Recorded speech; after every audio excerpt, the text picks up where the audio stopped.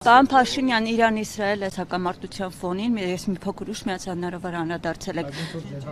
Ուզում եմ իմանալ, քանի որ շատ փորձագետներ, այսպես նշում են, որ հենց կոնկրետ Սյունիքի ուղղությամբ մեծ վտանգ կա այս ֆոնին։ Այս իրավիճակում Հայաստանի Հանրապետություն իշխանությունը անվտանգության խորհրդի նիստ արդյոք ինչու չի հրավիրում եւ վտանգները գնահատվել են թե ոչ Սյունիքի։ Նախ ես ձեզ ասեմ, որ անվտանգության խորհրդի նիստ պարբերաբար է հրավիրվում, ասենք օրինակ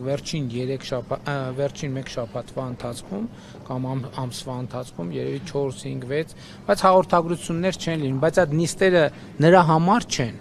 որ Սյունիքի հետ կապված վտանգ կա։ Ես այդ հայտարարությունները համարում եմ սադրիչ, պրովոկատիվ, մի րոպե, ես այդ հայտարարությունները համարում եմ սադրիչ, պրովոկատիվ,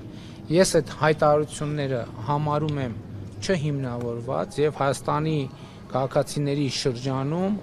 անհանգստություն, խուճապ եւ անորոշություններ գեներացնելու համար։